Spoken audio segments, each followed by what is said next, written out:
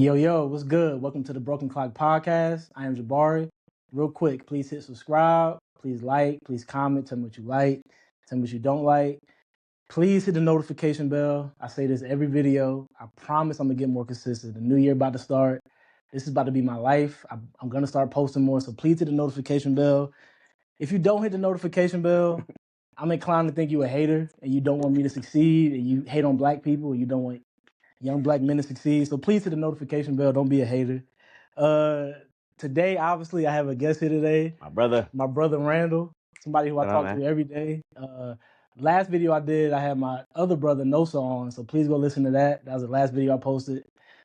Me and Nosa did a weirdo nerd UFO pod. That was perfect. Great podcast. We went an hour and a half, and we could have went 4.5 hours. It was the best. Today, me and Randall are going to be talking about the movie This Christmas that came out in 2007. Today is Christmas. It's Christmas night, right? It's still Christmas. Still Christmas. About you got like 2 more hours left for Christmas. Yeah. Still Christmas. Merry Christmas to everybody. And Happy Kwanzaa. Yes. You know what I mean? Fight the power. That's the movie we're going to be talking about today. The first movie we did was me and Nosa last week. We did The Fourth Kind. Yeah. Not a great movie. This movie is way better. This is. I got to start. I can't do bad movies. I got to do good movies. Yeah, I get it. You know what I mean? Yeah. Like I said, this is my brother Randall right here. I talk to him every day. Bro, we've been cool since middle school, I would say. Mount Zion. You was because you were a year older than me. So yeah. When you was in 6th grade, I was in 5th grade. And we got tight in high school, though. We knew each other since elementary, middle school. We got tight in high school. Yeah. And just like Nosa, I talk to you every day. At some point in the day, either we on the phone or sending some funny shit on. Or you send something stupid to me. But funny. But a little conversation about you. You a couple years ago now, 2-3 years ago, you were on a Netflix reality TV show. The first season of The Ultimatum. Yeah, so we filmed that show. We filmed it in 2021, right? So we filmed it then. During that time, it was weird because I, of course, never been on a TV show before, right? So I'm excited to be on it and bringing somebody that I'm dating on it. I think your wife? My wife, right? Now my wife.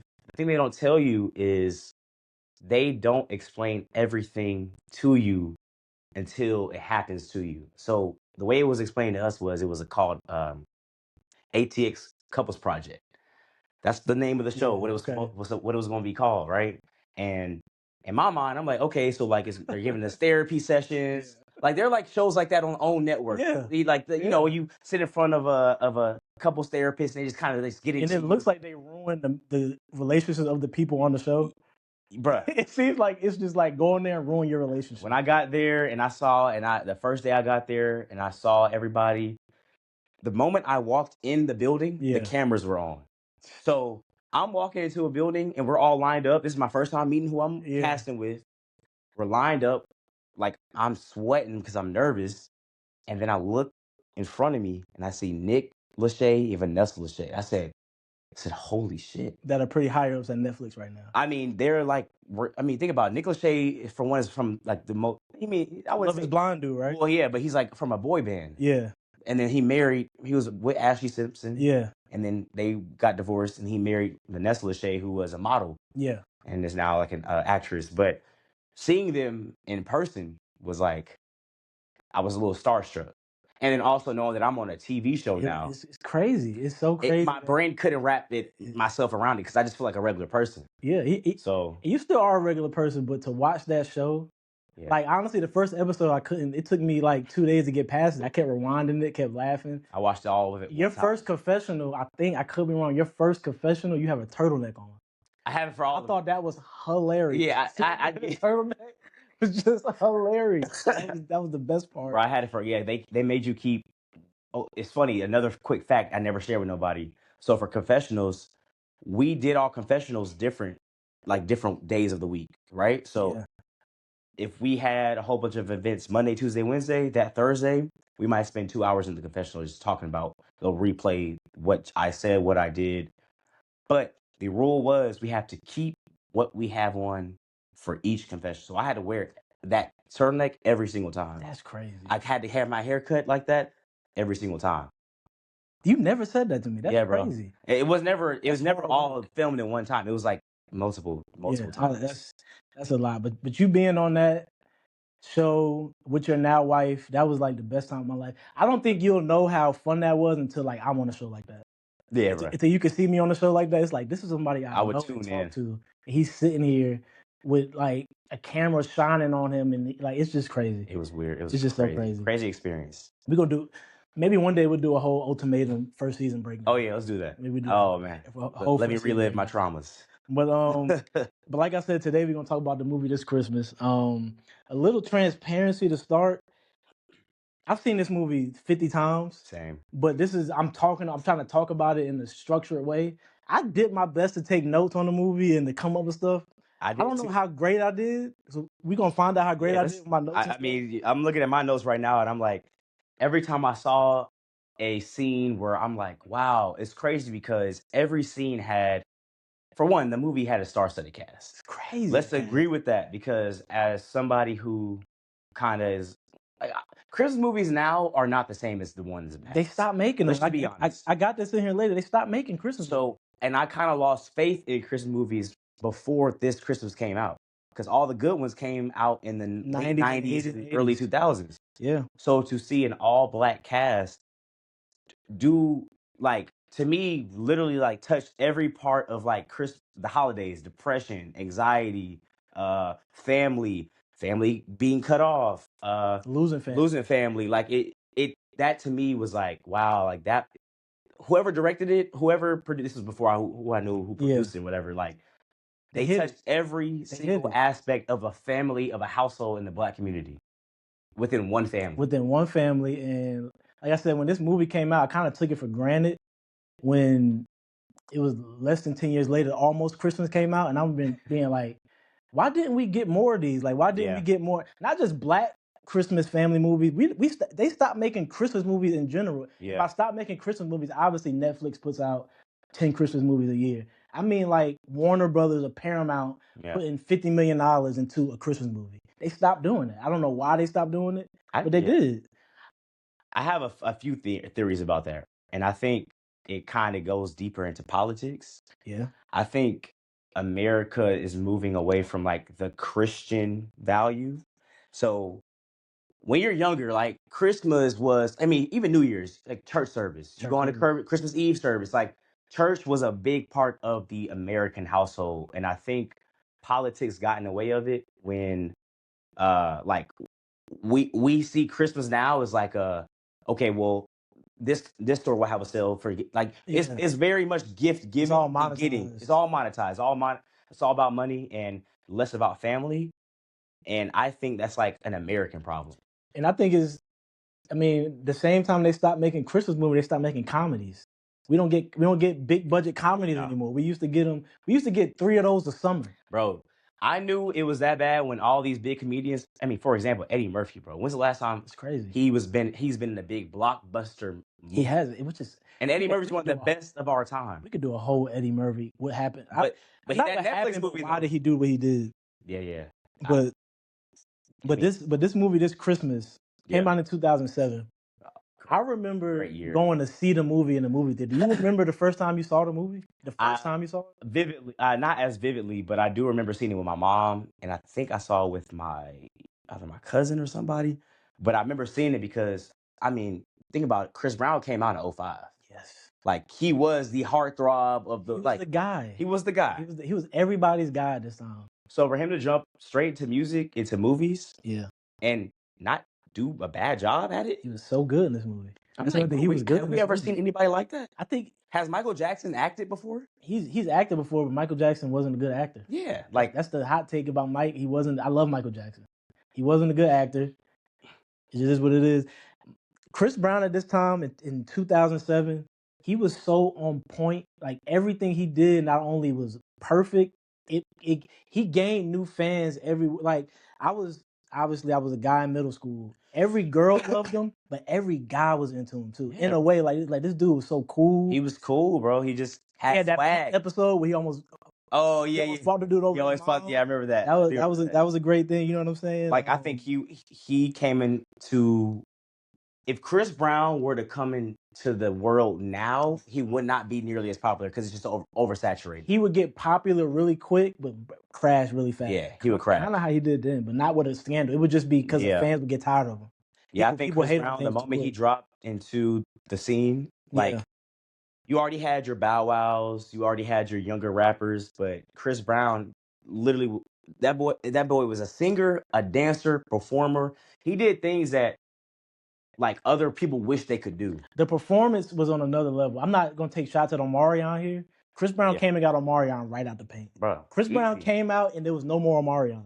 And Omarion also acted in movies. Chris Brown came and market corrected Omarion, got him right out of here, quick. And it's crazy, bro, because I think Omarion is very talented. Omarion's super talented, but Chris Brown's on another level. Another level, bro. It's no knock to Omarion. Generational. Listen. So I remember going to see this movie. This movie comes out the day before Thanksgiving 2007. I remember. So usually I would spend my Thanksgiving, Christmases, spring break, summers in New York. I don't know how my mom got my dad to let me stay here that Thanksgiving, but I stayed here that Thanksgiving. Went to my cousin Tisa's house. Had a big. My family from Florida came up. Yeah. Usually all my family dispersed during the holidays, but this holiday we was all together. We was all in my cousin Tisa's house. It's probably my favorite Thanksgiving ever. And at the end of the Thanksgiving, it's probably like 10 to 15 people in the crib. And somebody was just like, "Yo, let's go see the new Chris Brown Christmas movie." And it's crazy how they pinned his name on it as if he's the main character. And then some of the older women were saying, "This is the Idris Elba Christmas movie." You know what I'm saying? Another great actor. I remember we all went to the movie theater, the AMC movie theater down the street. It was like 20 of us in there watching this movie, and it was like an instant classic. It was like I'll never forget watching the movie. I didn't even think I wanted to. I probably would have never went to see that movie in the movie theater. We'll get deeper into the actual thick of the movie, like the details, bro. But like, I just think what it did was it kind of brought hope to a lot of families, bro. It did, and we're gonna get on who all is in this movie. It was so many people in this star-studded cast. Star-studded. I thought this movie. I think the movie is a class. I think it gets its due. I'm gonna not trash it, but I'm gonna kind of dismiss Almost Christmas because I didn't know until this year. I literally didn't know until I started preparing for this pod that people argue that Almost Christmas is better than this Christmas. There's a debate.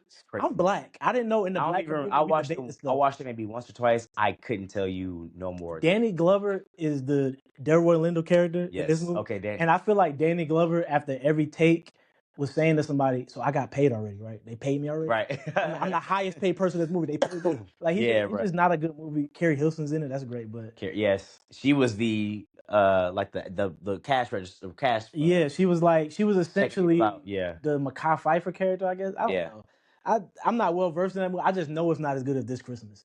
This Christmas on another level. I mean, if I could be honest, bro, I think I would put this Christmas up with some of the top Christmas. I think this is one of the best Christmas movies ever. Little quick thing like this, if white people, I don't think it has to be a white movie. If white people just saw this movie, they would love it. I think so. I feel the same way about Set It Off. Yeah. I feel like if white people saw Set It Off, they would be like, "Oh, this is a great movie," but because it's black people, they think it's a black. They can't movie. really It's like, no, this Christmas is a great Christmas movie. It's funny too. There are a lot of Christmas movies I think that aren't that good that people might put up as their like top 5, top 10. Well, most Christmas So I did want to ask you, what was your top 5 favorite Christmas movies? Because a lot of Christmas movies aren't great. It's just the feeling. It's the time of year. Nostalgia. You watch the same movies every year. You know, I have my top 5. Do you have your top 5? I got my top 5, and I'm battling between 6, but I have my top. Like I have 5 with an honorable mention. These are my favorite top 5 Christmas movies of all time. Okay. Friday After Next. Okay. The Santa Claus, Tim Allen, the first one. Great movie. It's a perfect movie. It makes me cry every time I watch it. Great movie. Home Alone 2, Lost in New York. Great movie. Starring Donald Trump. Yes. Donald Trump is in it. He is in that movie. Unaccompanied Minors. Tyler James Williams. Everybody Hates Chris is in the movie. I think I watched it. It came out. Oh, I do remember that movie. That's crazy. I was an unaccompanied minor. I lived that unaccompanied minor. So you would fly a lot. And you know how many times the flight got delayed flying from New York to Atlanta Christmas time? I've definitely walked in an airport with no supervision before. I'm 100%. I've done that at like 9 years old. 100%. okay. I got it. And then my fifth one is Deck the Halls with Great movie. Matthew Broderick yeah. and Danny DeVito. They live across from each other. They're trying to get the best house lights up. Yeah. It's just I just like the movie. I remember going to see. I just like the movie. Those are my top 5 favorites. So my number 5, I'll say this Christmas. That's my number 5 of all time. Based off of I'm going off of emotion, how it made me feel coming out watching it. Number 4, I think I had. Hold on, I think I had Elf. Elf is number 4. That's a great one. Yeah, I had Elf as number 4. That's not one of my favorites though. Number 3, I had Home Alone 2. Okay. Number 2, I had Christmas with the Cranks. Great one. Tim Allen. Yeah. Nope. And number 1, I had Dr. Seuss's How the Grinch Stole Christmas. I mean, that movie. I watched that movie last night. That movie's hilarious. Yeah. The beginning of that movie when Jim Carrey comes into town, he's holding like a jacksaw. Yeah. And he hands it to like a bunch of kids. He goes, "Go play with the saw." Yeah. It's like it's just that movie's so stupid. So I'll say my honorable mentions, like, and this is like more nostalgic based. Polar Express to me was a great movie because it had Tim Allen play 5 characters. Yeah. Is it Tim Allen? Or not? That's Tom Hanks. Tom Hanks. Tom Hanks. I think Tom Hanks is played 5, almost like 5, 6 characters. Yeah, he's doing a different voice. Animation at that time was great. Some scenes got on my nerves, like the little kid. Polar Express is emotional, but it's a great movie. I think that's a good movie. I mean, a lot of people, like I've talked to people say like Die Hard is like a good Christmas movie. It's not a Christmas. I don't try to tie that into Christmas. It takes place during Christmas, but it came out in July. Yeah. You know what I mean? I think Goodfellas is a Christmas movie. But see, if you go that route, then a lot of. But Goodfellas take place in December. Yeah. There's a Christmas scene in the movie. And I swear I've been saying this for 10 years, and I just started seeing people say it this year. I've been saying this for a long time. Goodfellas is a Christmas movie. I watch it every Christmas. But the Die Hard thing. People really be arguing that Die Hard is a Christmas movie, and then they'll tell you Home Alone isn't a Christmas movie. That's my thing. It's like how do you move the goalposts that far away? The reason people say Home Alone isn't a Christmas movie, they left during is because, but they say that could have happened at any time of year. Like they could have been going to a 4th of July trip, but it didn't. They didn't. That's what I don't even. I think it's like a. I think it's and like they came home and they were like, "Oh my God, I'm so sorry." Like Merry Christmas. I'm glad I saw. And he hates his parents. Yeah, he hates his parents. He hates his mom. When he sees his mom the first time at Home Alone, he's sad. Like, how could you leave? He's like, "Why is she here?" He doesn't like his mom. Yeah, like that's a music Christmas movie, but like that's one of my favorite ones though. I love that movie. What do you remember about 2007? 2000. This came out when 2007. November 2007. So November 2007, I was in 8th grade. I was in you was in 7th grade. I'm tripping. 7th grade. I was in 6th grade. I was in 7th. Yes, I was in 7th grade. I was at Rex Mill when this movie came out. I was at Mount Zion Christian Academy.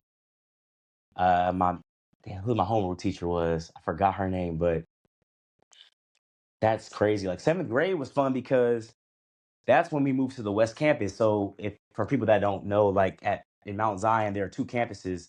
West Campus had much more land. So as a kid, like you had your recesses were fun. You finally went to class in trailers. Remember that? I do remember that. And I did feel like a big boy. Yeah. So when you went to go different classes, all the middle schoolers were put into one area, and the high schoolers were like further away. Yeah. So we would like it would be cool to converse with your friends, and then you go to your next class, and I don't know. I think obviously life at that time was a lot easier than now. Oh my gosh, the best. So that was go back to 2007. I'll be a billionaire right now, bro. 2007. If I go back to 2007, I would be one of the best. Right, or I would just be just as lazy as I am now. But 2007 for me is when I became a Celtics fan.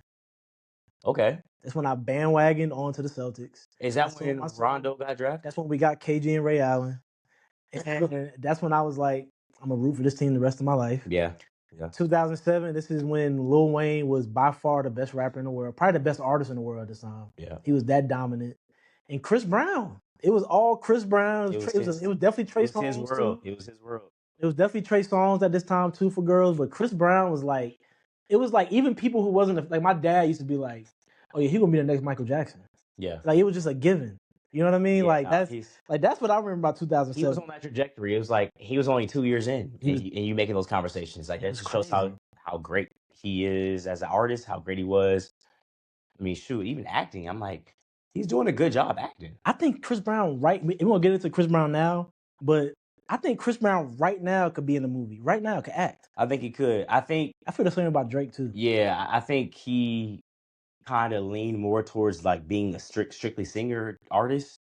Because I feel like he probably had opportunities to be in acting movies. It will get into it. There's obviously a world where he doesn't get in any trouble or no trouble that he got into. And Chris Brown is Michael Jackson, and he's in like, I don't know, he's in a Marvel movie or something. Yeah, because he's that cool or something. You know what I'm saying? But yeah, he could. Let's get into the movie. Let's break down the movie a little bit. The director, Preston Whitmore.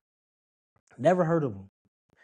The other things he directed is True to the Game. You ever watch True to the Game? I don't think so. They used to be on Netflix. They was like these black crime shows. It was on Netflix? They used to be, I don't remember where they came out on, but there were these movies, and it was like, I ain't gonna say it was like Power, but like a movie. It was basically like a drug dealing show. I never watched him. He directed. I never heard. So my point of saying that, this is easily the best thing he's done is this Christmas. Has he done movies after that? Yeah, but like theater movies? Not theater movies. No, this is it. This is grand opening, grand closes for him. This was it.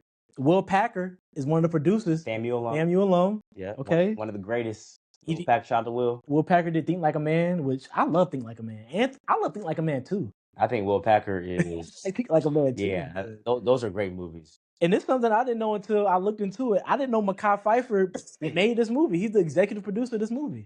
He made this movie. He casted. He picked the people. Everything. Okay. I didn't know that until I started. I didn't know he casted him. He did. He's the executive producer, so he's the guy. Okay. He's the guy. But that makes sense. Mekhi Phifer at this time, and I was I didn't even watch it. We should have watched it before we did this. But I sent you the behind the scenes making of. Yeah. Mekhi Phifer is like the man on set. He's just the man. Like he's just the man on set. I'm like, that makes it. Mekhi Phifer was the man at one point. Yeah. He was the heartthrob. People love him. Women loved him, and he did Paid in Full, so he had the prestigious role. He was the man at one point. Yep. I said it earlier. The movie came out the day before Thanksgiving, November 21st, 2007. The day before Thanksgiving. After my birthday too. Yeah, you're right. Yep. Wow. So you turned 13. 13. Wow. Yep. 13-year-old Randall, 2007. Crazy. Wow. Teenager. This movie was shot in L.A., but it don't look like it. I would have given. I could tell they trying to get it to take place, but like when they go out to the club and that Bad Young Jeezy song is playing, go get her, go get her. They could have found. It's 2007. They could have found any other Jeezy song. You could have had. I know they probably Lauren London's right there. She could have got Lil Wayne song. You could have just got any other type of song, but it don't look like L.A. Nah, and I think a lot of those movies are like trying to depict a southern type of life. This movie should have took place. I didn't even say so. This movie should have took place in like Michigan. Okay, you say Detroit, yeah. I can see that. I can see that. Or something like that. Where it's like, I need some snow. There's no snow in this movie. Yeah, I get it. It just don't look like. Now the second one, like what's the other one? The Almost Christmas. That was in Georgia, right? I don't know where that. They definitely shot like South Georgia. Or they definitely shot that in Georgia. I don't know where to take place at. But this movie in 2007. This is before they started making all the movies in Atlanta. Yeah. It looks like they shot this movie in Atlanta, but they trying to make it look like LA. That's in my mind, I thought. But they shot this in the Grove in LA.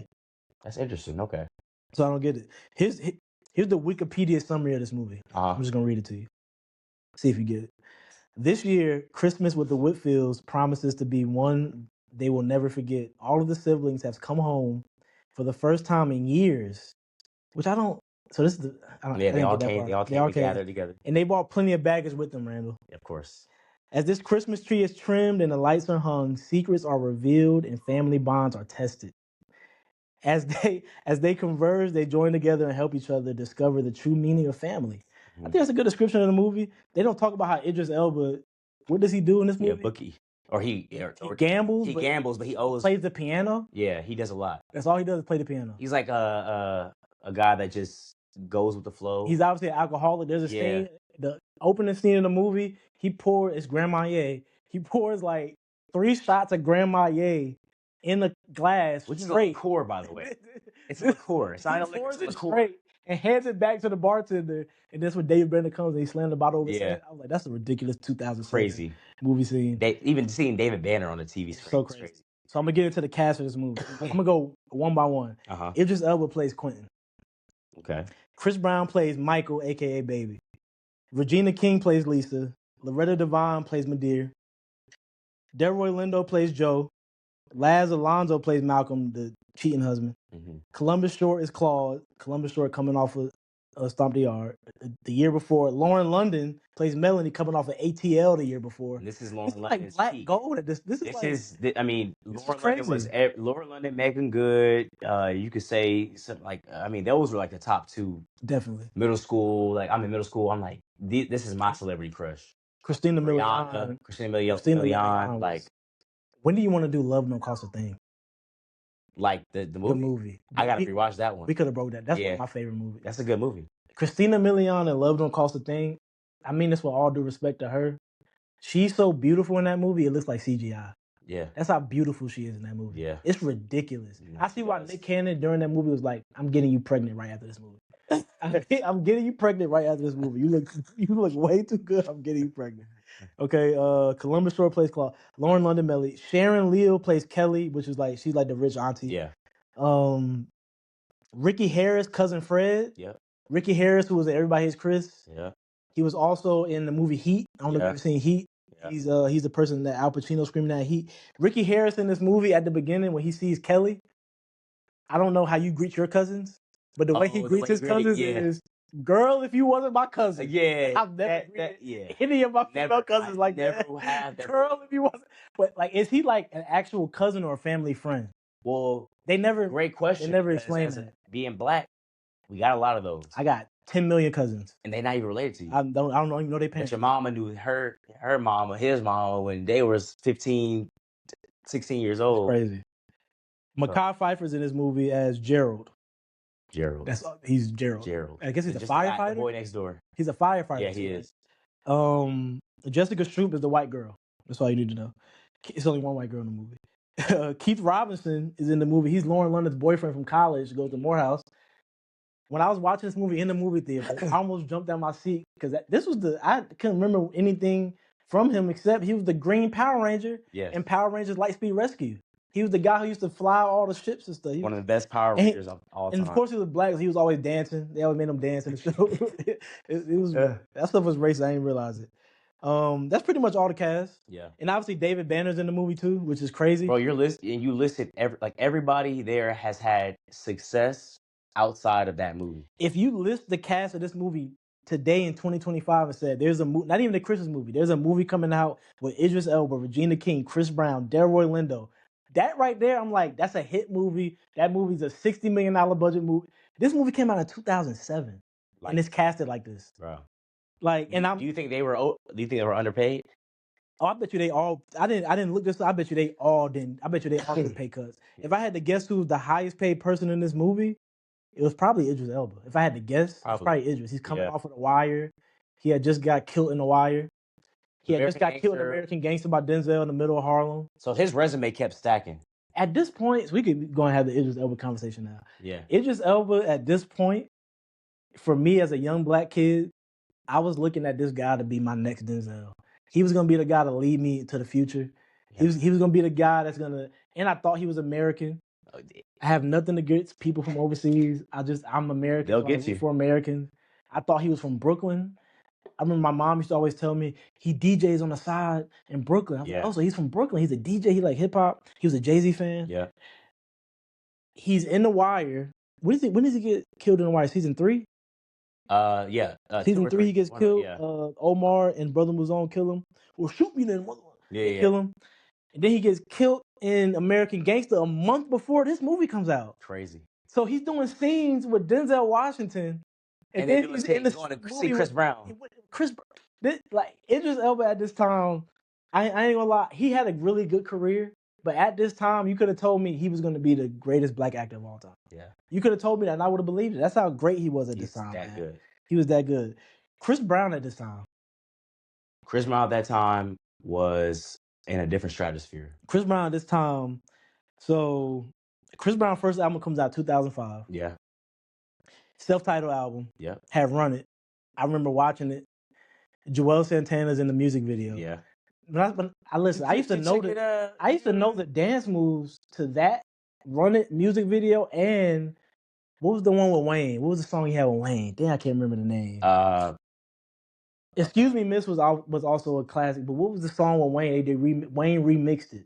I cannot remember. I don't remember. Me and my homie, shout out my homie Riswan, man. Riswan used to live in this neighborhood. Me and him used to know every move that Lil Wayne and Chris Brown did in that music video, to the point where we would come home from school and act it out, and I would get mad because I was like, bro, you was just Chris Brown yesterday, bro. Let me get Chris Brown. Hey, that's how Chris big. Brown day, man. That's how big Chris Brown was, bro. That's how big Chris Brown was. You gotta understand, like, Chris Brown also wasn't an older guy. He was almost our age. He was 16 when he came out. Yeah, so somebody to look up to, like, Bow Wow, when I was a baby, was like, he was getting older, right? Yeah. Bow Wow's almost 40 now, I think. Chris Brown at the time was like, what, 5, 6 years older than us, if that? He was probably, he was like 4 or 5, because he was 16. He was 16, 17. So, yeah. Like 5 years older at max. So you just naturally attach yourself to an artist like that, and and it was just an immediate hit. Like, I just remember girls, like the girls in my family, girls in my school, like it wasn't a girl that didn't love Chris Brown. It was not a girl. Mm-hmm. His second album, Exclusive, comes out 2007. Yeah. Kiss. That's when I started going to Skate Zone. Yeah. When Kiss came out, the lovey-dovey, the Kiss, every dude thought he was pop locking. Chris Brown just stomped the yard. Jean shorts.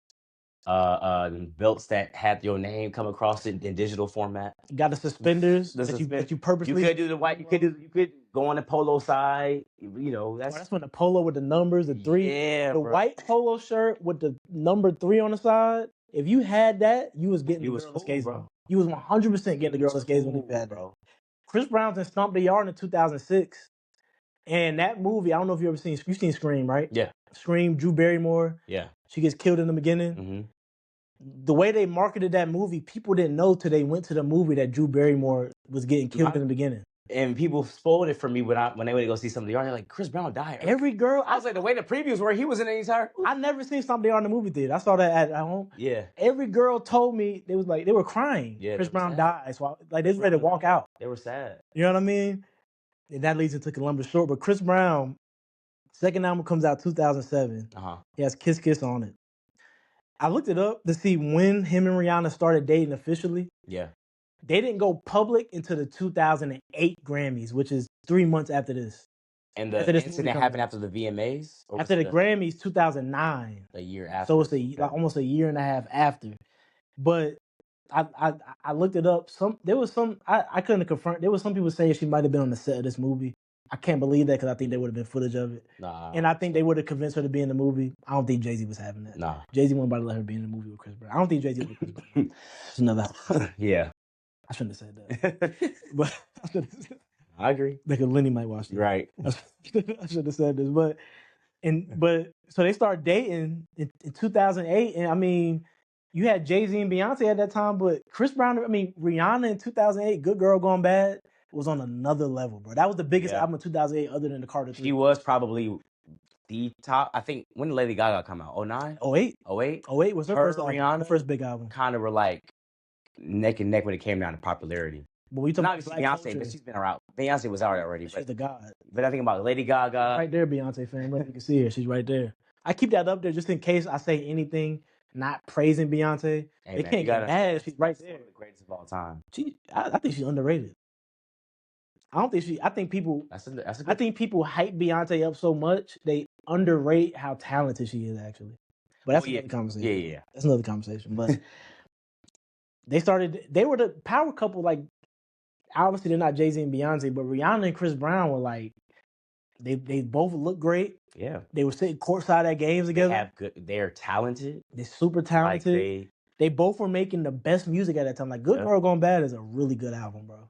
Great album. That's an underrated album, bro. I think it's Rihanna's second best album behind Anti. Yeah. I think the album was really big. Umbrella was. I mean, what store didn't you walk in to hear that Umbrella song? Ella, you heard that everywhere. Underrated Jay-Z verse on there to start. No clouds on my stomach. But then, like I said, so they shot this movie February. This movie finished filming February 2007. It came out November. Yeah. February 2009, the Grammys happens. The incident. Chris Brown and Rihanna in the Lamborghini. driving. I remember being upstairs in this house. I had family. I had like cousins living with me at this time. Mm-hmm. It was the middle of the night. They were talking like somebody got killed. Yeah, bro. They were talking like, "Oh my God, Chris Brown and Rihanna, something happened." They said Chris Brown, like it was crazy. Excuse me, it was so crazy. I remember going to school the next day. The teachers were talking about it. Students were talking about Bro, it. that picture that surfaced online, bro, it was like, how could he? Like that to me, it was like, bro, Brianna is like the most beautiful woman on the world in the world. I'm selfish with stuff. I grew up And on you're the child, so I'm on your selfish. I'm like Chris career. Brown. You're supposed to lead us to the promised land. Yeah. Bro. You just ruined it. You just ruined, and that was the conversation. Oh, his career is over now. I mean, and it hasn't been the same since. It hasn't been the same. It hasn't. I mean, but this year doing stadiums. As somebody Doing stadiums. that's gone to a concert, So you went to a show? Yes, it was worth every penny. That to me was one of the best concerts I've ever seen. Just based off of okay, so number one, he started the show on time.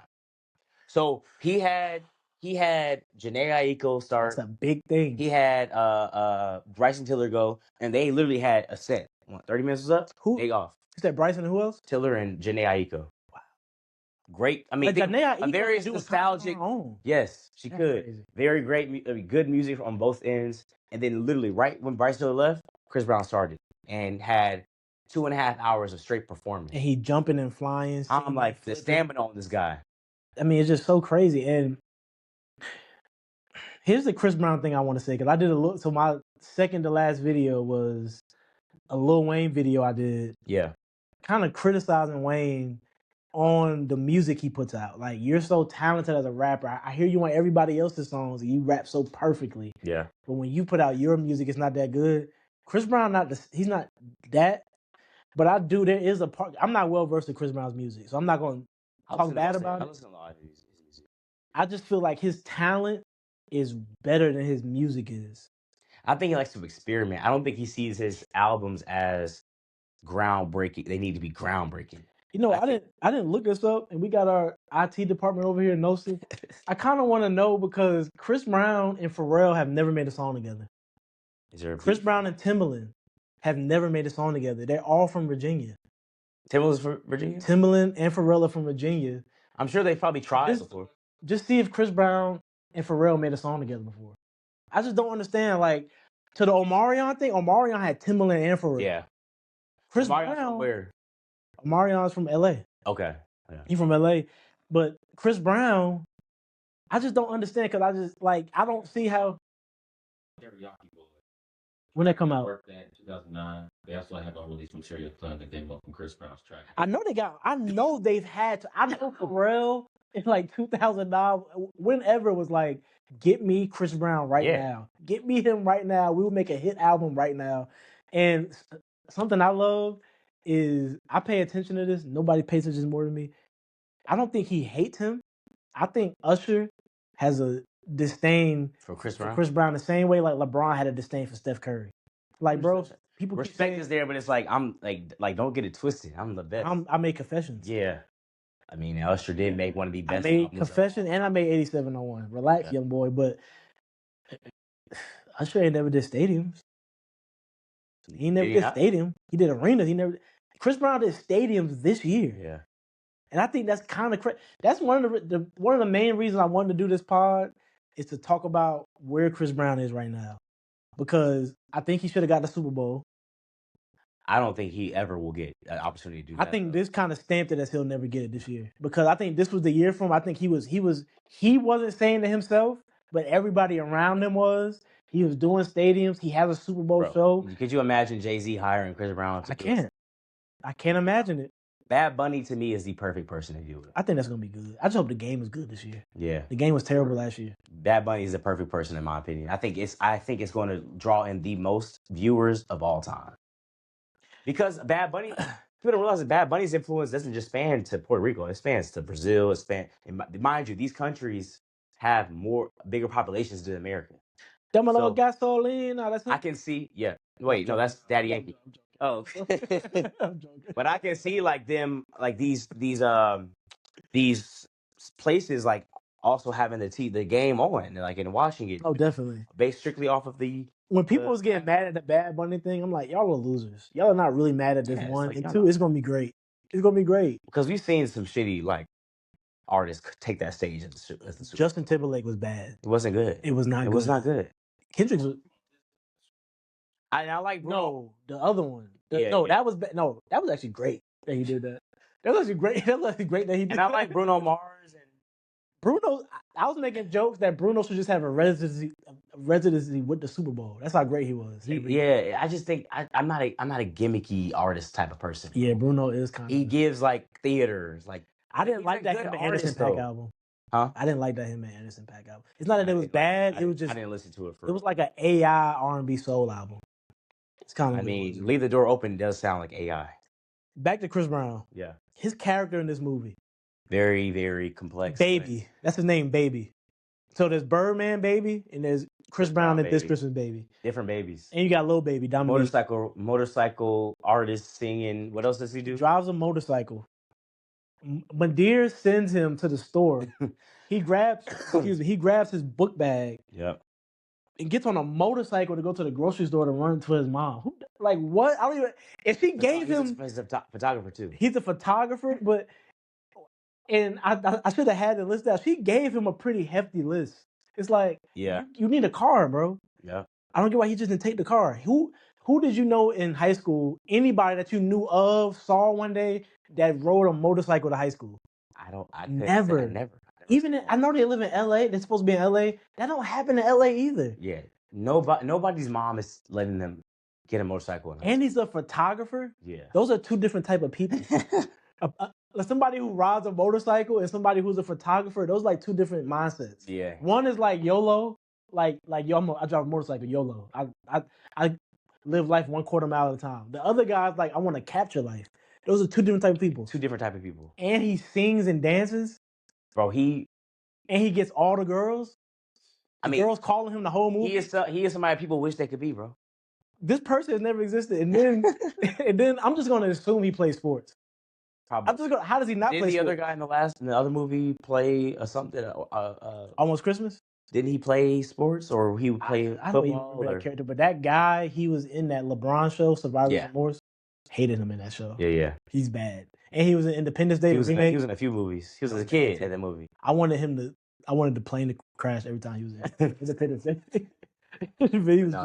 This Christmas is a great movie. I guess we could do the Almost Christmas thing real quick. Like, I didn't even know until I started looking it up and I was going on Twitter and stuff. Like, people debate Almost Christmas versus This Christmas, and I just don't see the debate.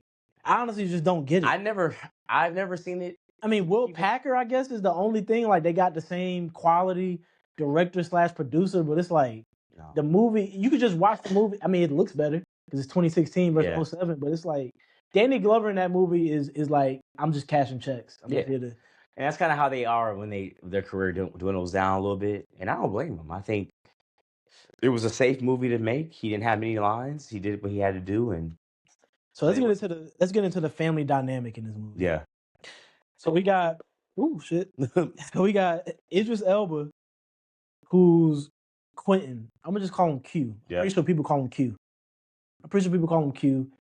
What does he do? Is he a musician? It looked like he plays. I don't think he's an official one, though. All he does, he just plays piano. There's random parts of this movie he just pulls out the piano and starts just playing the piano. He just plays the piano and smokes. That shows you how big they had to get him in this movie. So just find something for him to do. Do you know how to play the piano a little bit? And he just started. I'm pretty sure he's from London. Yeah, and Idris Elba. He knows how to play actually, I think he's from a different part of England. I looked it up. Does it matter? Yeah. I think he's from the. I don't know where. Do you really care where you're from? But it's because he's not from Brooklyn. Yeah, no. But when I first saw him on The Wire, I thought he definitely was from there. Y'all don't know what that was like when I was watching the Taker's trailer. Naomi. Naomi. And I'm like, why is he talking in his? Is he trying to show his range? Is he like, what is he doing? Is this? Because Daddy's Little Girls, I thought he was American. I thought he was. He was in Atlanta. Yeah. Shooting that movie. That was in Atlanta. Yeah, that was like in SWATs. Listen, man. When I found out that he was, I remember being on the internet for like 3 weeks. Like, nah, this can't be true. It's not real. And it was true. And it just shows how good of an actor he is. But I will say I can't name as of recent like the movies that he's gone on that make it like a memorable movies. I don't want his career to be like He had a good career. Is it over? Good. It's not over. That's not over. Because he got the hijack show. I didn't know did you watch the hijack show on Apple TV? You gotta watch it. Oh, I've seen that. I've heard of it, but I haven't watched it. It's actually good. They're making another season of it. Okay. And I'm like, how are you on another plane that's getting hijacked again? Yeah. But we already did Chris Brown's character. Mm-hmm.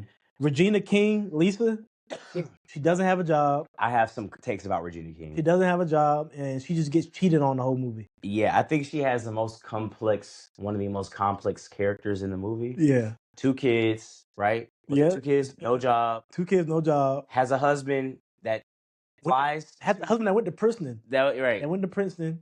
Went to Princeton, but flies from LA to New York. So let's just get into it right now. Yeah. Right. Regina King and what's her husband's name? Laz Alonso, Malcolm. Malcolm, yeah. I'm assuming he's like I didn't even get his job. What does he do? He went to Princeton. Was it finance? Something like that? I don't even know. But like he's cheating on her. He's a scumbag. He's cheating on her. He's 2-timing her.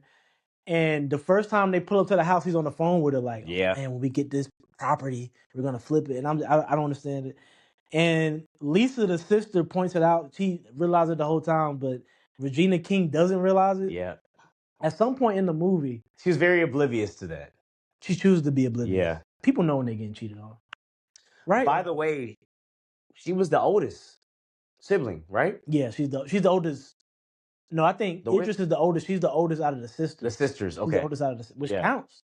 If you're in a family, I've seen big families. Yeah. The women the woman who's the oldest, they think they. And it's crazy because like her character exuded like, although it was the holidays, you could tell she wasn't happy.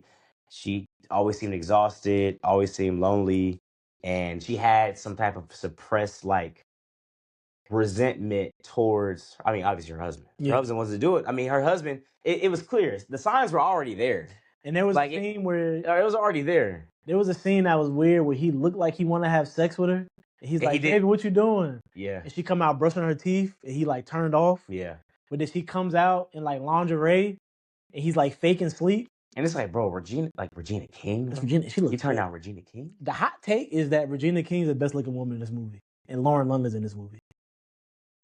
I don't agree with you. Regina King looks really good in this movie. She's a close second though, but Lauren London is always going to have. Lauren London looked too good. She looked too, and she's from LA. I know she was lit on the set. I know she had the whole set going to. Yeah. A party with Nipsey after the she wasn't talking to Nipsey. She was talking to Wayne. Oh, that's before she had her son, or was that she already had the son? After this. After the son, okay. Wayne started messing with.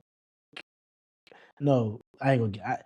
Yeah. It's a whole dynamic between Lil Wayne, The Dream, Christina Milian, Lauren London. It's a whole ecosystem. I could do a podcast on that. Yeah. Off the dome. I was so into and that was back when Wayne was popping. I was so into The Dream, Christina Milian, Lil Wayne love triangle. Yeah, I was a kid. I was so into that. But bro, I have a question. Yeah. Can we cut this real quick? I can pee? Go pee. Can you know how to cut it? Yeah, you good. Okay. Well, I just edited it.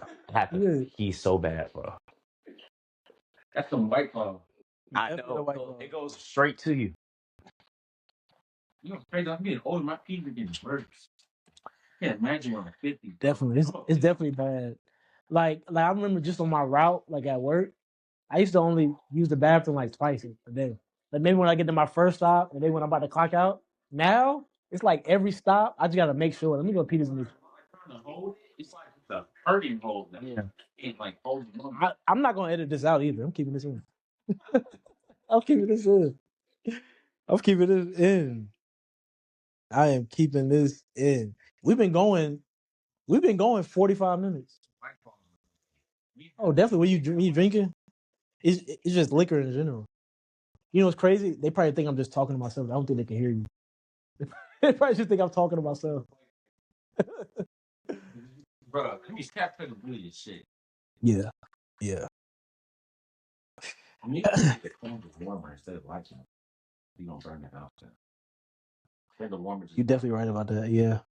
I'm out there. My mom got candle warmers.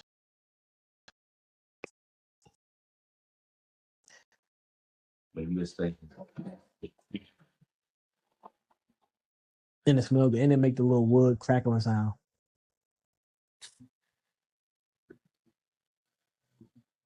I guess I'll edit this out. Yeah. It's at like, I'll remember. It's at like the 40-something minute mark. I'll remember it. Your mic is gonna pick me up peeing, but it's okay. No, it's going. It's actually not. Oh, it's not? No, it's actually Okay. not. We good. We back. What was Because we we were just talking about different characters. You were going to a different character. We was talking about Regina and The whole love triangle. her husband getting cheated on. Yeah. Do you want to get into how he was cheating? I think we should. And I think that to me was like the most unrealistic part of the movie. Christmas Eve, he leaves his family. He leaves his wife and kids and their family in LA. Where's his family at? They never mentioned it, but I'm like, do you think he has like a stable family? The way his career sounds like it is, I don't think he keeps up with his family. So he's like a. I think work and he went to Princeton, so keep that in mind. So he's definitely a jerk. Yeah, he is a jerk. He probably had. If you go to Princeton, he probably also came from a well-off family. A little bit, right? I mean, I don't think he got a full ride to Princeton, bro. I got a well-off family. This is just me thinking right now. Christmas Eve, he leaves his wife and kids and the family Christmas Eve to fly from LA to New York City to sleep with a girl in a hotel. No. But what was the excuse though? Oh, he had a business meeting. Who's meeting on Christmas Eve? What? What on Christmas Eve? What like, business is like as a wife, right? As a wife, so you don't ask questions like who's where, why, when, why Christmas Eve? Why? And why are you flying? Like that to me was like, okay, Regina, you're a little gullible. And it saddens me to say that. I just don't get how 6 hours, by the way. Let's break down how fast how far that is. What? With all due respect, what box is that good to leave your wife and then fly back the next day? And to fly back the next, he flew back. You might as well stay in New York. 6-hour flight. 6-hour flight, bro. Do you got to think about the travel? You got to go to the airport. It's Christmas. You got to go to the airport. You got to be at that. That's really a 10-hour thing, bro. Like you never loved your wife if you're doing all that, bro. Come on. 6 What do you think? hours. What do you think? This is I'm kind of moving ahead. We've been going 45 minutes, by the way. Oh damn, yeah. Okay, we gotta let's what do you think Regina King did after this movie? Do you think she actually got a divorce? With you're saying if we were to continue. Spoiler, she was saying that at the end. I'm gonna get a divorce. I don't think I'm gonna be honest with her character. I think she probably, if I were to go back before the movie and then after the movie, I don't think she actually gets a divorce. I think this has happened before. I think definitely this being the holidays made it a big stinger, and I think she takes him back again. She definitely takes him back because she don't have a job. You don't have a job. So what are you gonna do? You don't have a job. You don't have a job. You got kids. How you gonna feed your kids? She don't have a job. She has kids. But I guess if you marry, you could get. He seemed like you have to kind of put up with it then, if that's the case. Well, and he went to Princeton, so he probably made her sign a prenup. Yeah. He probably made her sign a prenup, so she could be like, I get half. Yeah. But how much? I don't even think he got that much money though. First of all, that Escalade with his name on it. Did your car have your name on it? It didn't. No, it don't have Randall on the front of it. No, that's yours. No, it doesn't have that. I think that's weird right there. So Loretta Devine's character, Madeir. I think she's the most pivotal character. So she's everybody's mom for sure?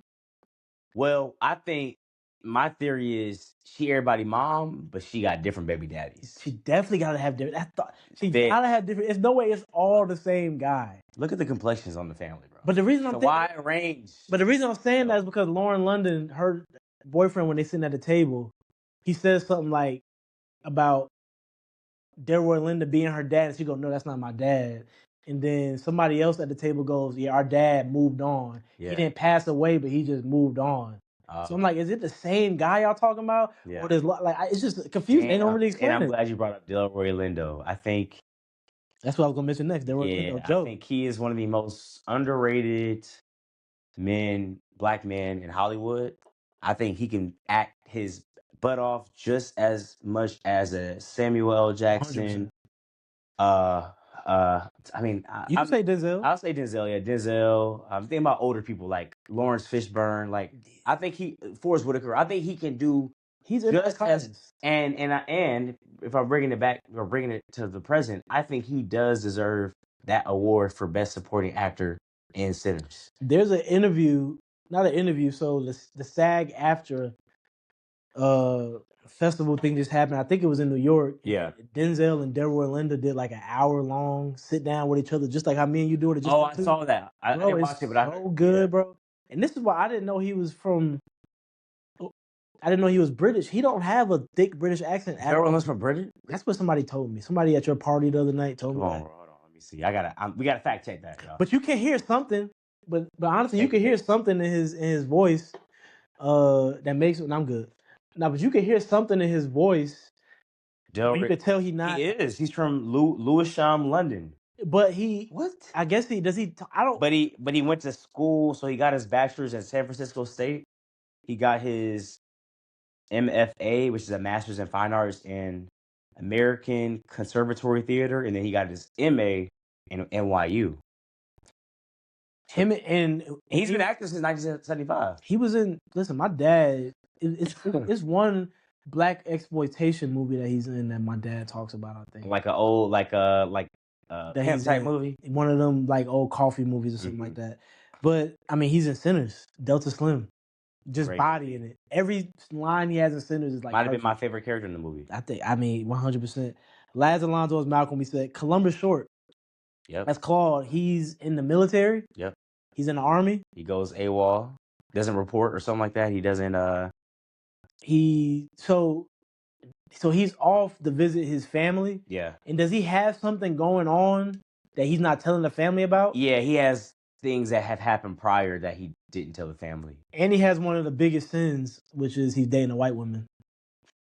and he's a black man. To a family. If my mom was Loretta Devine, I would be scared to bring a white woman home. If my mom was Loretta Devine, yeah. And obviously the white girl is white. Like she's just very much white is what they call her. Yeah, it. she's very white. The more you can't get more Caucasian than she is. And they casted the right white person for that movie. Like she don't really move me at all in the movie, but she's somebody that is a good character filler. Like she's like somebody you just will have there. But so those are the family members. So it's a pretty big family. Yeah. They also got to worry about Joe, who's, and I get what it's like, especially for the oldest son, Idris Elba's character, to not like the guy who's kind of replacing his dad in a way. Yeah. You're just not going to like him. That guy could be Jesus Christ and you're not going to like him. You don't like him, yeah. I might know from experience. And my thing is, my thing is like, he was, to me, like, he kept the family together. That's the whole point of his character. Like, he kept the family together, and despite him not feeling like he was being respected, I think he had a job to do keeping Loretta's character like happy because she was already going through a lot herself. He brought Chris Brown the camera that he used the whole movie. And then when Loretta Devine, Madea gets mad, he goes, "Calm down, Loretta. I bought the camera. Calm. Just leave it. Just leave it." He does that. But he kind of goes out of nowhere and just does that. Excuse me, that was cold. It's just weird when he does that.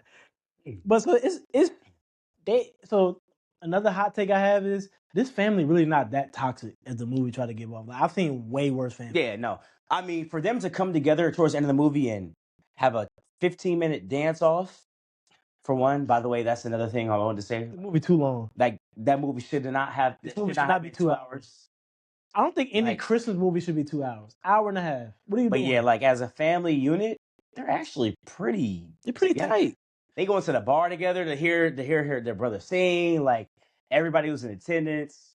So that's what that's why it gave me hope. Like that's why it to me kind of honed in on family and how it relates so much to like how a lot of our family dynamics are to where we'll have our core family, then you have extensions of it. So you have your sister's girlfriend or a sister's boyfriend or your brother's or sister's girlfriend. We progressive. Yeah. Oh yeah, you're right. Whatever you want. Boyfriend, girlfriend. LGBTQ. Yeah. What? But it to me it showed how despite families being so controversial and so like being up in arms against stuff. Yeah. To me, it showed that like, despite all that, the holidays bring people together. And that's when a lot of people hash out the problems that they have because throughout the 364 days of the year, you're not really in their face all the time. So when you have to be in somebody else's space, your mother and father, you kind of have to come out. You have to respect your mother and father's household. So you have to kind of talk about those uncomfortable things. And I think this movie did a good job at that. Yeah. And that's why it's one of my top 5 movies, because it listed out issues that families deal with on a daily, and it wasn't fantasy. Like that was some real stuff that we happened. should get movies like this every year. Yeah, and I like the fact that like some Christmas movies are like very fictional, very Christmas romance. This to me was like, it showed the tough times, it showed the great times, it showed communal times, but it also like showed this is literally what a family is like. It's So just like that. And it's a big family too. So it's a super big family in LA, maybe. So wherever they film it, wherever this movie supposed to be at. Yeah. So Donald Trump, your president. Donald Trump, not my president. He's your president, bro. He's doing what I would do if I was president, which is why he's a bad president. He's making movie studios make movies. He's making Paramount make Rush Hour 4. That's a real. But he's making them film in America too, where it's like you could need to boost his economy a little bit more. If I was president, I would go to Warner Brothers and say, y'all have to make a black rom-com every year, or we're gonna fold the company. So Paramount, to where it has to be released in theaters. Yes, you have to be released in theaters. Not Netflix. You have to put at least $70 million into a black Christmas movie every $70 million. 60. That's a lot of money. Just get 2 stars. Make a Christmas movie. We don't get with no CGI. No CGI. What you need CGI? I'm just thinking about like where the money, because 70 mil is a lot of money. It is a lot of money. Because Sinners was 90, so 40.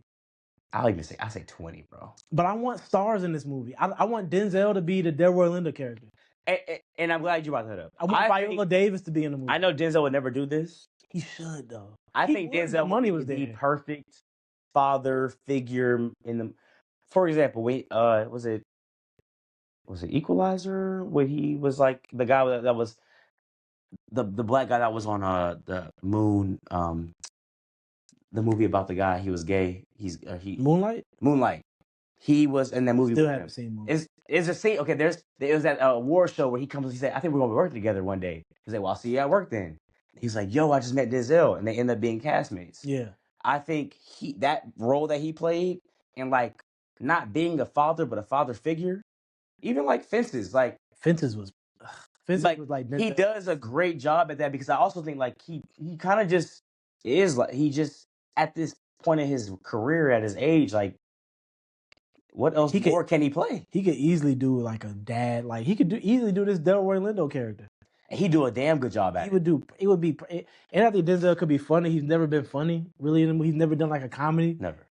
I don't think he's that funny. Which is why I have Robert De Niro over Denzel as the GOAT. I have Robert De Niro as the GOAT, Denzel too, because Robert De Niro. Robert De Niro.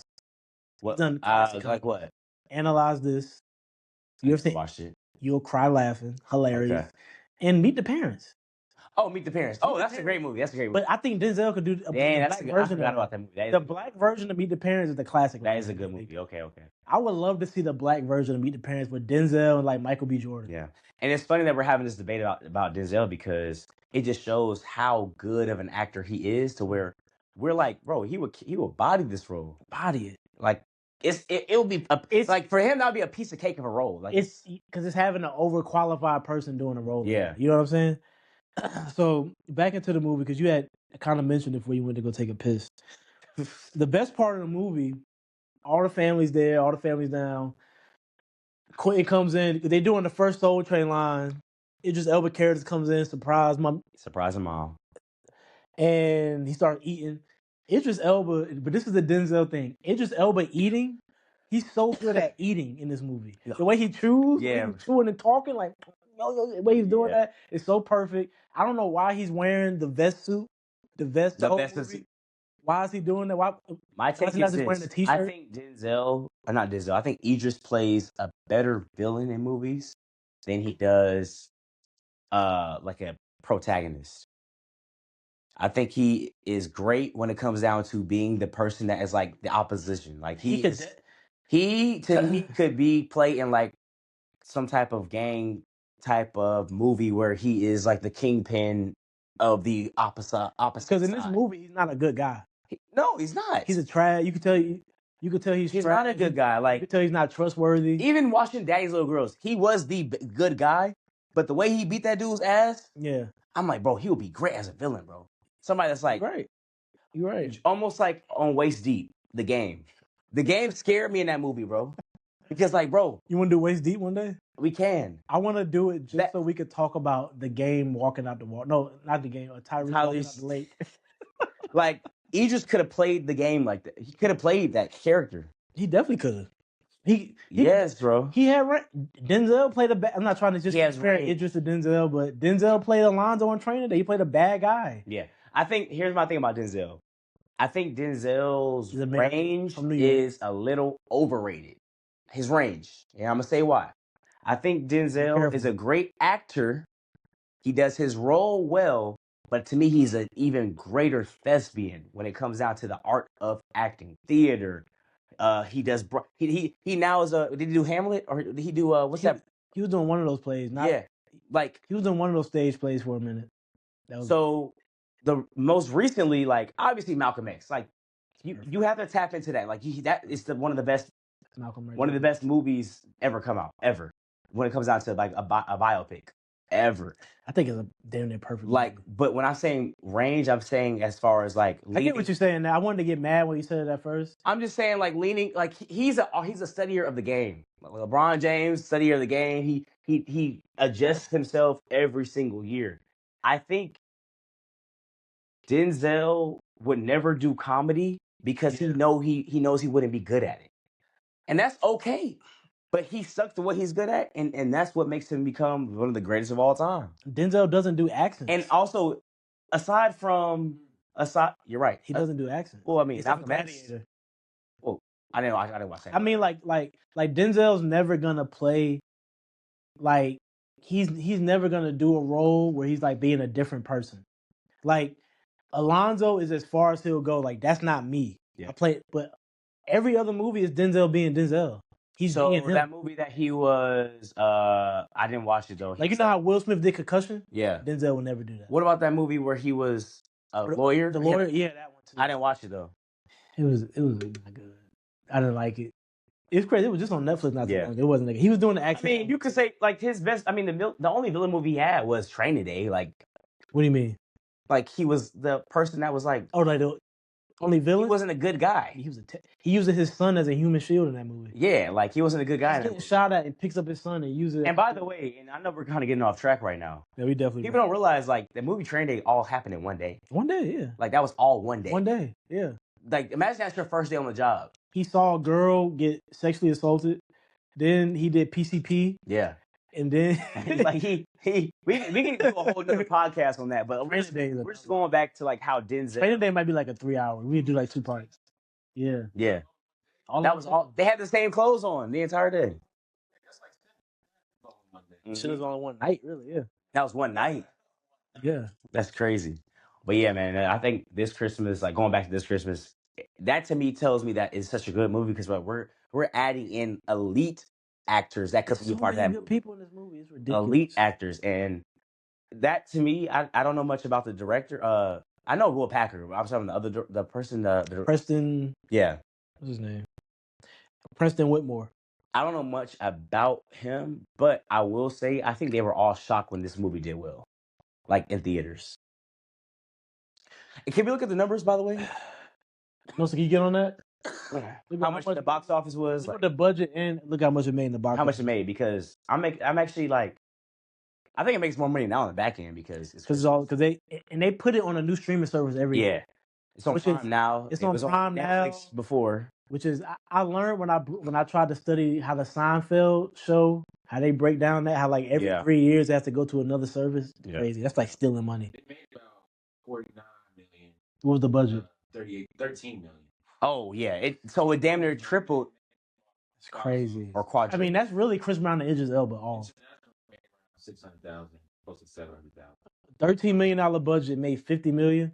That's for a Christmas movie. All black cast. Black Christmas movie. All black cast. That to me is this is not Antoine Fuqua. This is Preston Whitmore. I don't know who that is.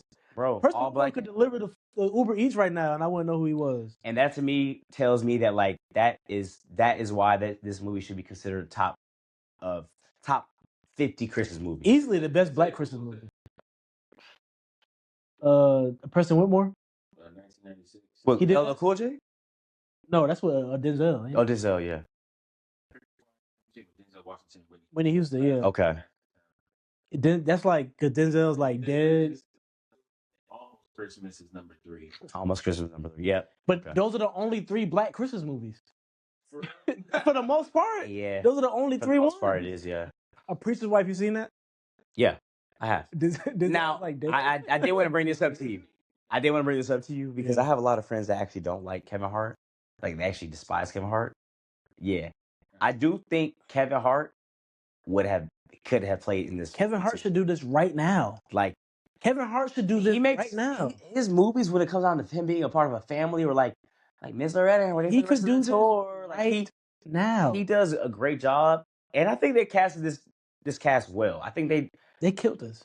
they did a great job, because I could list anybody that could replace whoever. I'm just thinking about like who else could have played these roles I thought about that. and made it possibly better. The acting to me was great though. I thought it was great. I mean, they got great actors. Yeah. So I'm gonna have a category for my movies, which is gonna be what role would Omar Epps play in this movie? Because Omar Epps is one of my favorite actors ever. Yeah. I just love him.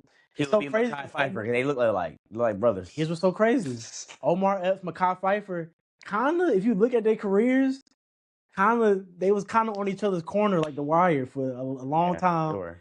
Omar Epps is in Almost Christmas. They have a very parallel type of like trajectory of their career. Kanye West has the bar. Yeah. In too deep like Mackay Pfeiffer. He meant Omar Epps. Omar Epps. Yeah. Omar Epps and Mackay Pfeiffer. I'm not saying they got beef, but I don't think they like each other. Never seen them together. Never seen them in a movie together. Are they the same person? Are they? I don't know. They look like me. I don't know. They got a little beef. Back to the movie. So yeah. The best part of this movie is just Elba's character and Lisa. What's her name? Sharon Leo. They're in the kitchen eating. Yeah.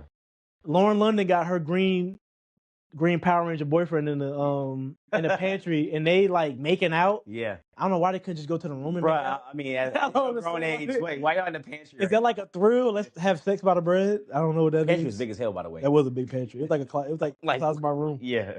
And then Columbus Short tries to sneak out to go on a date. Right. And it's one of them things where and this happens all the time, you in a house full of people, get ready to go somewhere, I'll roll with. Yeah. I don't get why he just didn't say, I'm going on a date. Y'all can't funny, come. Bro. And I think that's the black household dynamic is where you kind of have to respect the owner of the home. So you no matter your age, bro. And this comes from as a household like myself, and I'm a married man. So technically, I could do whatever I wanted to do, bro. You could do whatever you wanted to. I could do whatever I wanted. Pay your taxes. But as a black family, you're always taught respect the owner of the home. Yeah. Like they could make out outside that pantry.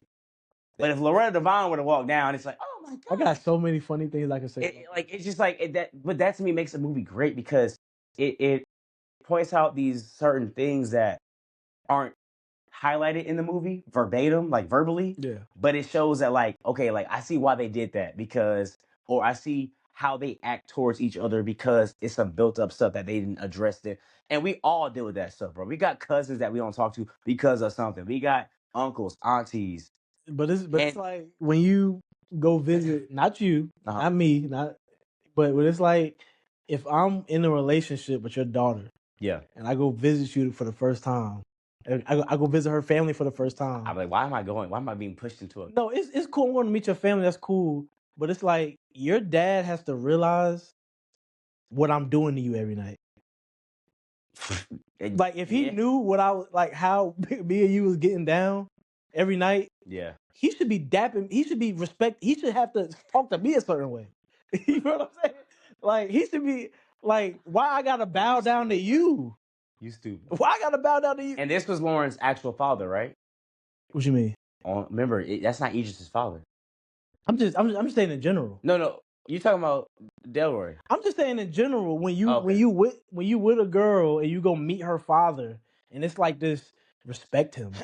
Shake his hand. Look him in his eye. Yeah. You should see what I'm doing to you every night. if he saw that, he would be dapping me up a certain way. Dog. You feel what I'm saying? I just hate these traditions. Like when I meet, like I don't have kids, but when I have a daughter, and I meet him, and I You say meet my that now daughter's until you have your boyfriend. daughter. You say it now until you have a daughter, bro. Well, my daughter not gonna have boyfriends. Exactly. C-Pod. Let's just get back to the pod. Back to what I was saying. Get back for the pod. So they're all planning. So all of a sudden, the whole family planning, all the siblings plan to go out, including the Green Power Ranger. And because first of all, Columbus short. You see the jacket he was wearing in that scene? That was nice. That was a fire jacket. That was nice. I bet you he kept that jacket. Nice little. Was it a bomber type of? It was like a bomber jacket with the fur. Yeah. It was like an old brown leather. It was a great jacket. So he's getting ready to go out, and he's lying. He's saying, "I'm just going to see some people." He should have said, "I'm going on a date," and I think they would have fell off. Like, okay, you're going on a date. That's cool. He's going to some club. They all eventually go. See him. Lauren London, the rich auntie. What's her name? Don't go. Regina King don't go, right? No. They all end up going to some club, and this is when I was saying to myself, "Is this in L.A.? What club in L.A. looks like this?" The outside of the club, it looked like they was in like downtown Detroit or something. Yeah. It's like, what club looks like that? It looked like a theater. It looked weird, but they all go out, and this is when they play that the worst music, the worst music drop. Oh, what's that song? Go Get 'Em. Go Get 'Em. R. Kelly. Young Jeezy and R. Kelly. Sure. that didn't age well. Having R. Kelly just drop. Nah. Go Get 'Em. Just having that. And they have a lot of options they could have chosen from. It's 2007. This might have been the first one that got cleared though. They could have called that song. They could have called me. They could have called me. I was 12 years old. They could have called me and said, "Hey, we trying to put a song in this movie." I could have got them a cheap song. Yeah, like what? Just play any good. Which one should we pick? You could have got like, I don't know. You could have got like, it's a club in 2006. You could have got some NANLA. You could have got a game song. You could have got anything. You could have got any type of good song. But they go to this club and they chilling, and they all looking for a table. I do like when Lauren London made her boyfriend go get a table for them. Yeah, and he got it with ease though. That's not real. And that's what I'm saying. On Christmas Eve, no, you're not getting a table at no club in LA. They didn't pay at all, did they? I didn't see no. I didn't see no money be exchanged. Columbus Short's character lets the family go get the table, and he go meets his Snow White. Yep. He go meets his white girlfriend that he's sneaking with. When he walks up to his white girlfriend, she's talking to two black guys. Yep. I could have just said guys, but he's talking to two black guys. He don't like that. You wouldn't like that if you was me. You just wouldn't like it. Not just be mad, you just wouldn't like it. I was like, why? Wait, what y'all talking about? Why are they both talking to you? Yeah. Why are they both laughing and talking to you? How funny? You're not that funny. I talk to you all the time. You're never that funny with me. And stop being nice. Exactly. Why you trying to? Don't you hate when your girl come up with new jokes that she never told you to other people? Yeah, it's like, but why is he laughing first? And you not that funny. I talk to you every night. You never funny. You never funny. I never laugh at you.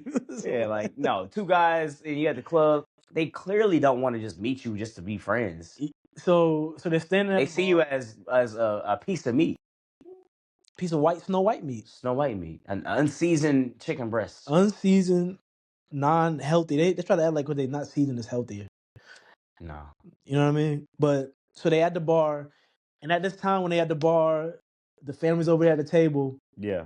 Brandon T. Jackson walks up on stage. Most random casting ever. Brandon T. Jackson at this time, less than a year later, he was in Roll Bounce the year before in 06. Less than a year after this movie comes out. Like, I think, can you look up when Tropic Thunder came out? Tropic Thunder comes out after this. No, that was 08. That was 08. I was in 8th grade. But this movie came out in 07. Brandon T. Jackson just in this movie. But like for like 15 seconds. Literally like not even 10 seconds. Yeah. You know, I'm about to bring up Chris Brown. He don't say Chris Brown, but so Brandon T. Jackson, the host of this club night, they bring up Chris Brown. I was in the movie theater watching this scene. Mm-hmm. People got up and was clapping. Watching Chris Brown perform. Yeah. It was that good. He's performing the Otis Redding song, Try a Little Tenderness. Yeah. Great song. He's performing it so good. I remember girls playing this song thinking it was a Chris Brown song growing up. You got to think of this. Okay, so for the people watching, like living in Clayton County, the biggest movie theater is called AMC 24. AMC 24, in my opinion, probably was my like number one like most visited destination in the It's country. still my favorite movie theater. Like I think that place built so much nostalgia amongst like teenagers kept hanging out outside. You walk in back in the day with stars on the ceiling. They should go back to that. You could talk and it's echoing.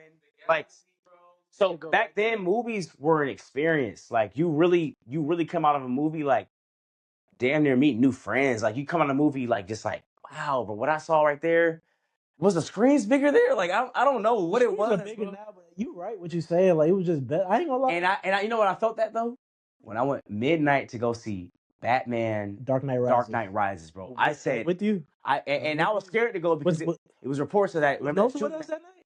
I went for church. The church. I think you didn't come with us that night. He might not have gone that night. It was me, you, Russell, and the shooting happened. I think in Ohio. We was walking out, Cali or something like that. No, it was in Colorado.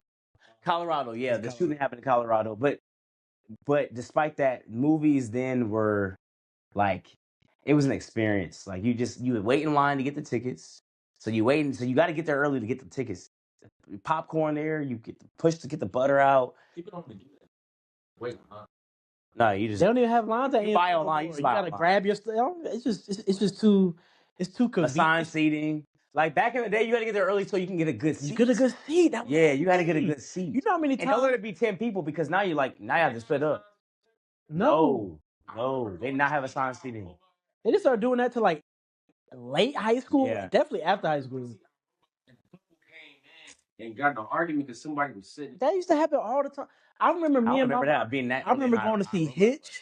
Yeah, Hitch. Yeah. Pursuit of Happiness, American Gangster 2. Me and my mom weren't even sitting together. Yeah. My mom was sitting like a row behind me or 2 rows behind me because there was only one seat left. Mm-hmm. Like that was bro.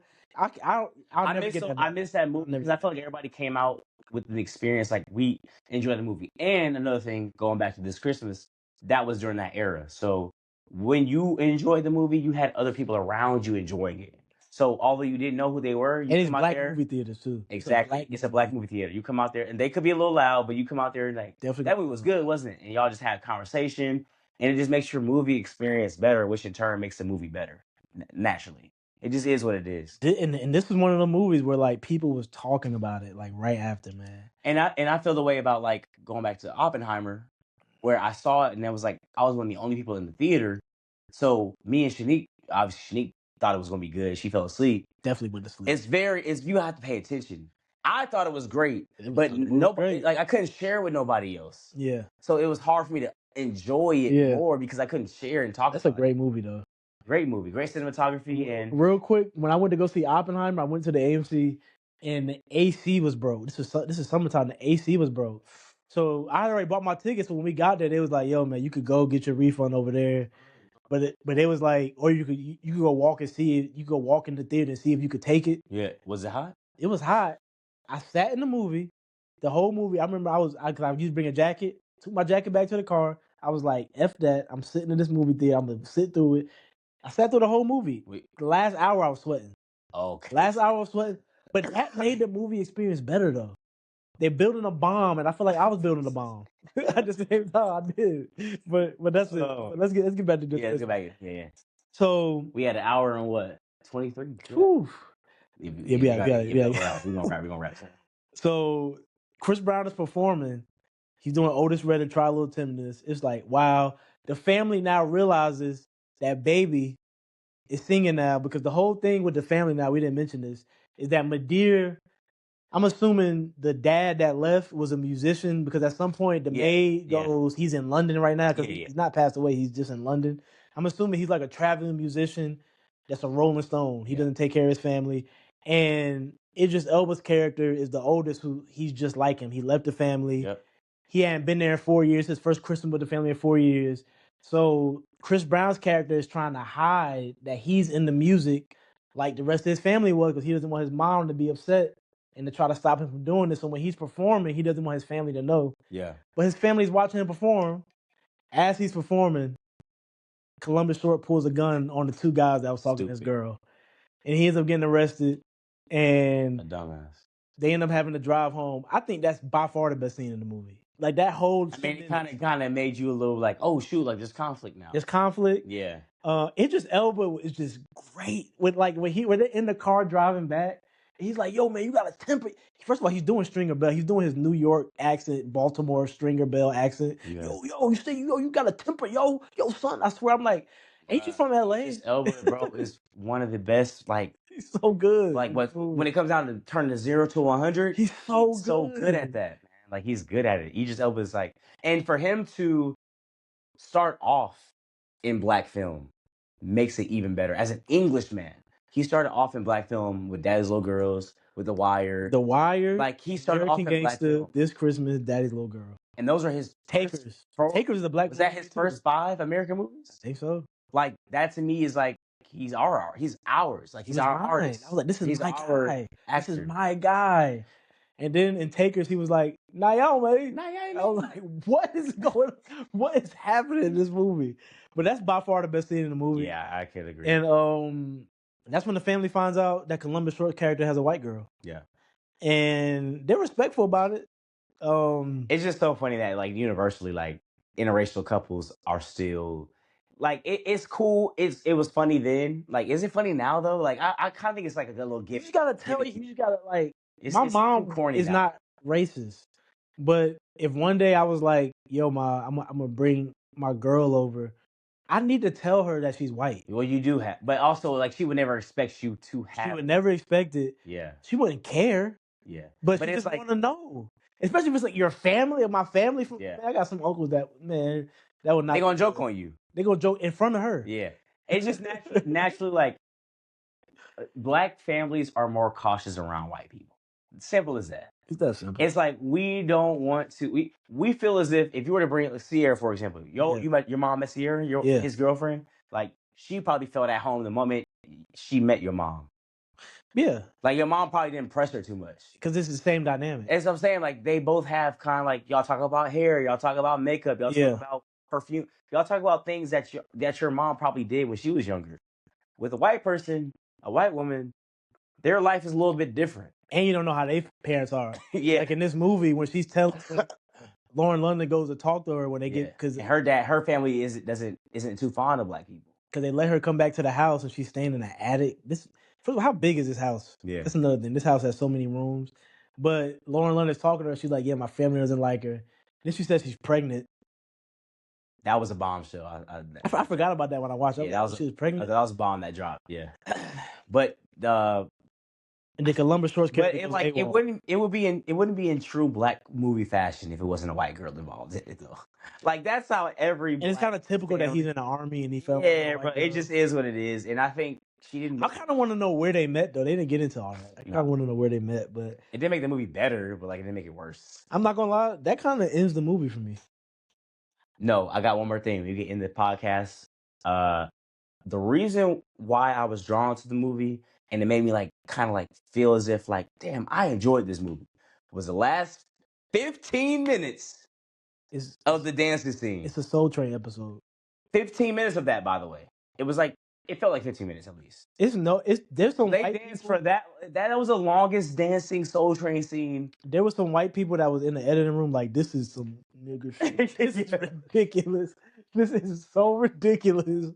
Because it's ridiculous now. It's like, what? This should have been like a deleted scene. Like a deleted scene. That was a part of the movie before the credits rolled. So and I'm like, damn, is it going into? So and Chris Brown went about 3 times doing that. Of course he did. Man, listen. I would love to have seen Chris Brown on this set. 2007, Chris Brown in LA. He also was a kid too. Like this probably when he started messing with the Pyrus at this time too. Oh yeah, he going crazy. He's going crazy at this time. Oh my god! But yeah, I mean, this movie's pretty much 2 hours long. It just shouldn't be. This movie should not be 2 hours long. It should be 2 hours. It should be an hour and a half. It should be in and out. I get that I need like the David. So Idris Elba's character. His character. This is how big of a star Idris Elba is because his character don't make sense. He's a musician that is a sports gambler. Yeah. Because David Banner and his partner is like, yo, what if he don't pay the money that he owes us from the bet? I'm assuming it's a sports bet. Let's break his piano. What do you think he bet on? What sport do you think he bet on? Idris Elba definitely bet on like some like. In the movie 2007. 07, Michael Vick. You got Randy Moss, Tom Brady. That's what I'm thinking. He probably was betting on the Football. Patriots crazy. I say football. Who won? Patriots won 07. No, they lost in the Giants. Giants won 07. Yeah. I see. He's probably this is like right before Pau Gasol get to the Lakers. Yep. I kind of wanted the whole. They could have took out a lot of the white girl stuff, and I want to know what Idris Elba was doing playing the piano, betting on sports games. That's a whole movie to me. Idris Elba, that's a whole movie to me. Question now, bringing it back to Idris Elba, right? Because I know we're wrapping up this Christmas. The movie that Idris Elba was part of that he was evil in, and I think he did a great job, and it dropped right on Netflix. It was a Western movie. Oh, you talking about He was like the Rock Nation movie. Did he kill somebody? He killed his mom. My mama. It's not the hate. Jonathan Majors had a cross on his head. I don't know what you're talking about. I don't want to look it up though. The Harder They Fall. Great movie. The Harder They Fall. That was a really good movie. Yeah, it's black cast. Seal's brother did that. Seal, you know the singer. Seal with the scars. His brother did that. Yeah.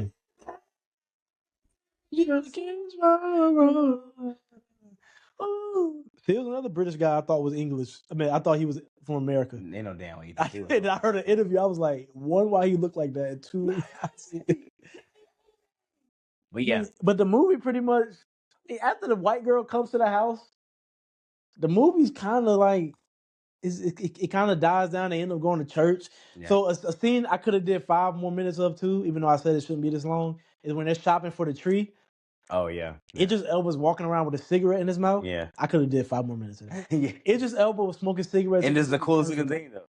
I never smoked cigarettes, but when people smoke cigarettes in movies, it looks so cool. It's ridiculous. They're like not a blunt, not a joint. Yeah. A cigarette with the way they smoke it and able to talk and just the smoke just rolls. It's like it's an art to it. They make cigarettes seem like it's harmless. It makes them look cool, even though they're not cool because you kill. As somebody that's never smoked a cigarette before, never me either. Like I always looked at it as like, but it looks so cool. It looks so. But in person, it smells so terrible. So terrible. Robert De Niro is the best cigarette smoker in movie history. No, because he holds his cigarettes like this. He holds like his finger. Yeah. He pinches it. And he's talking. That's the arthritis. But he could also, in Goodfellas, he's holding a shot glass and a cigarette in the same hand. Wow, he's a gangster. It's like, what? How do you do that? I don't even have hands big enough to do that.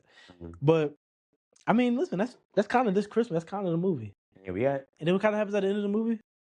The dancing. And it kind of just ends. I think it ends. And then Chris Brown sings "This Christmas in the Church." Yeah. That song. And that ends up becoming a platinum. Is that a platinum song? I don't know if it's platinum, but that song was so big. And when this movie came out, I played it to this day. That song, I remember that. So I spent Thanksgiving with my family, went to go see the movie. That Christmas I spent here too. They played that song so many times that night. This Christmas, the Chris Brown song. The video, he's shooting in LA with the fake snow coming down. Whoa. I mean, that's like just a classic Christmas song for our generation. Yeah. It's not as big as Mariah Carey's. Obviously, Mariah Carey makes millions every year, but I seen something today. She makes almost $10 million a year just from that song. Yep. Profit. She don't even have. That's why she don't make music for real like that. Now that album she dropped recently was a good album. She put out an album in 2018 that was good. Nobody talking about it. Yeah, she put a good album. But that's just the movie. Great movie. I do got one more thing I want to talk to you about. I did. Okay. I don't even know if we can do it. Do we have time? How long you want to talk about your wedding? Oh, bro, we can go another hour and a half for that, bro. Dang. We might have to. I want to talk about your wedding so bad, but I don't think we could do it. I need like at least 20 minutes. Yeah, we got. No, we can't do it because I wanted to make fun of Nosa. Me and Nosa had a monster truck the whole weekend. Oh, yeah. That was lit. Yo, I pulled up in park and I saw that. I said, "Whose truck is it? And why did you rent that here?" Like, somebody got punched in the face. Crazy wedding weekend. Me and Nosa the last day, it was like a video game. We was racing to get back to the airport, return the suits, put gas in the car, get back to the airport. Oh yeah. Y'all made the flight though, right? We made it, but then the flight ended up being delayed anyway. Oh, it was crazy. And we ended up seeing Keeb, a couple of the alarm brothers. They all flew in the same. It was all on the same flight. Yeah. It was crazy. Bro. That's crazy. Well, listen, we'll talk about Randall's wedding another day. We've been going almost 2 hours talking about this Christmas, talking about the year 2007. Randall, Obviously, you live in Texas. Yeah. We didn't say you live in Texas, so we won't be doing this in person a lot, but we will do this virtually. Let's do I it. promise in the new year, me and Randall will just start randomly reviewing movies, talking about random stuff Yeah. virtually. Nosa will be back on. I want to try to get Thomas on. I don't know, but Thomas is our NBA friend. He works for Yeah. a G League team in Orlando. yeah, What's the team called? no, he's in Brooklyn now. Long Island Nets. Yeah. He moved. Oh, he is. You're right. I'm tripping. Long Island Nets. Long Island Nets. Yeah. So the Brooklyn Nets. Yeah. The team that gifted the Celtics, Tatum and Brown. Yep. That's it. I'm gonna let y'all go, man. That was it. That was a long time. It was a lot of. But if you haven't watched it, go watch recently, this Christmas. go watch it and go back and it's kind of on analyze Amazon Prime right now. Go watch. I think it got like another week on there. They're gonna take it off and negotiate next fall where it's gonna be on next. Yeah, and I'm all for supporting the Hype Williams of the world, the Spike Lees of the world. Even though I don't think Spike Lees make the best movies, I think I'm all for supporting Anthony Fuqua's and all. Can't wait for Michael Jackson movie. Yeah, I think we as Black people should support these Black directors and Black artists, these Black actors, ones that putting their own money into things. The Tyler Perrys of the world too. Yes, I think they are in the most controversial and the most difficult space to be in, and that's movie creation. When you have Steven Spielberg's and you have Nolan's and I mean, you got the competition there is like crazy. So to have your own space, Christopher Nolan, he's goated. I don't know if you're paying attention to him right now. He's real pissy about this Netflix thing. The Odyssey thing. Every quote is like, he got an accent too. Yeah, he's like, I hyped us. I know, no movie, that movie. He's just getting mad. But yes, as if as a viewer, if you're Black, I think it's our job to support the people that kind of are laying the foundation when it comes out to filmmaking, because they do a lot of things that they're getting a lot of resources that they have to really fight for compared to somebody that's getting it. So we should really support them. And yeah, a movie like this Christmas, did not expect for it to be as good as it is. And to be honest, it ages like fine wine. Ages so good. I'm going to show my kids that when I have kids. And like I said, this cast that's in this movie, if they announced it right now that this cast was going to be in the movie, a second one or whatever, like just like this cast is going to be in the movie, it would be a hit. 100%. Regina King is in this movie just as not even a top 4 character in the movie. That's how good the movie is. Yeah. Easily the best Black Christmas movie of all time. Yeah. This Christmas came out in 2007. I did it with my brother Randall. My brother. First time I had him on. This has been another edition, another installment of the Broken Clock Podcast / YouTube. Like, I am subscribe, Jabari. comment, hit the notification bell, or you're a hater. If you didn't enjoy this pod, you're a hater. So you're a hater, honestly. Peace out. Peace.